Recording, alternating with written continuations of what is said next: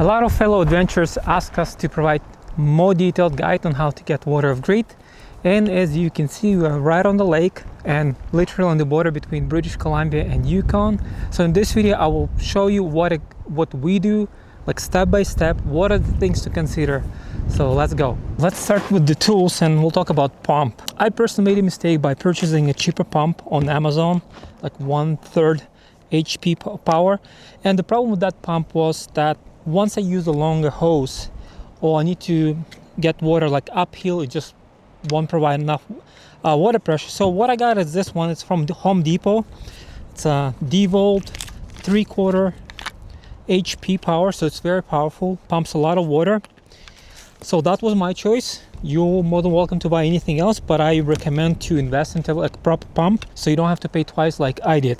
Now, what really matters when you're using pump, you need to put some kind of a strainer here at the bottom to prevent debris going in, because initially when I was using this pump, it will pump the water in, and even though I have extra filters that goes to my like hose and my pre-filter unit, it will then trap some dirt in there, and then the water will stop flowing, and then I'm waiting like, why my tanks are not filling.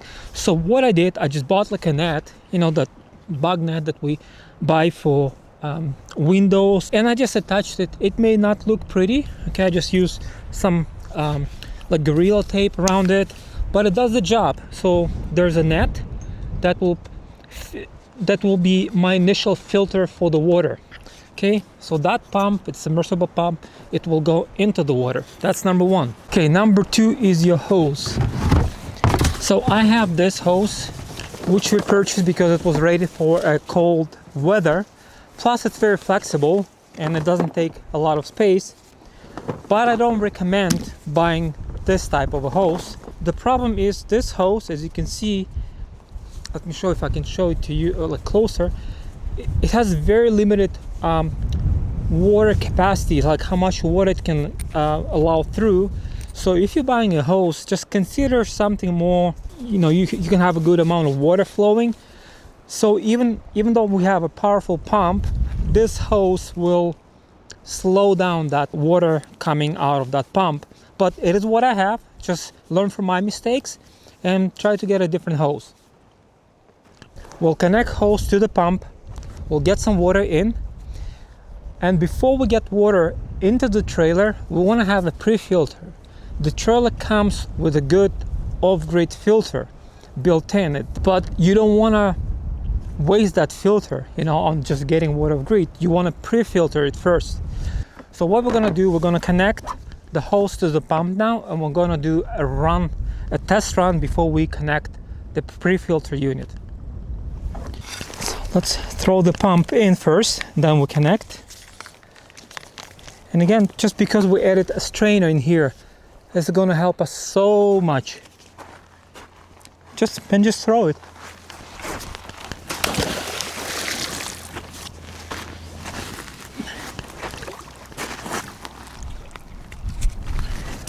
So this is actually pretty good water pressure, but like I mentioned, this hose prevents it. It's just, and still, like, because the pump is so powerful, even with this hose, it still gives us a good water flow.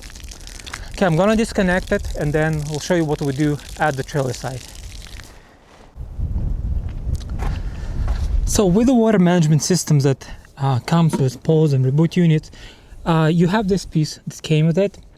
So this piece is the water pressure regulator. So if you're using like a garden hose or you are at the campground, use one of these. Then in here, that's where we'll connect to get the water into our tanks.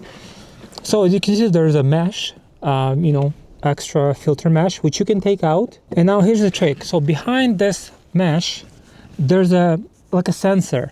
So if there's enough water pressure, the sensor is activated by the water pressure, and the system knows that need to let your water in.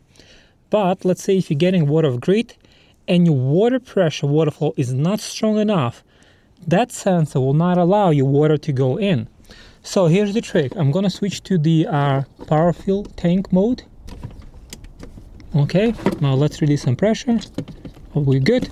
So now what I do, instead of using the mesh like this, the way it was, I'm gonna flip it So this end will go actually inside and it will pressure that sensor. So now that sensor is automatically activated. Okay, so I just flipped it, put it in. So now the sensor is activated. And for the filter, pre-filter, I use the one by Camco called TastePURE. It's a very common pre-filter. You can get it anywhere. So the only thing before we continue here, once you finish filling up your tanks, don't forget to take out this mesh that we flipped and put it back in its original position. Because if you switch to dry camping mode and you activate your pump with that thing pointing in, you'll get a water pumping out of your tanks that you don't want to do that. So once you finish filling up, take it out, flip it back, and then go back to your dry camping mode. Okay, connecting pre-filter. The water is coming in through. It's filling up our tanks, and that will be all. So again, you get a good pump, proper hose, get a pre-filter. Make sure you put some kind of a strainer. Maybe there's one made by produced by a manufacturer of a particular pump, or make the one like we did with a mesh. And that's it. If you have any specific questions, please ask those in the comments. We'll be more than happy to answer any of your questions. Take care.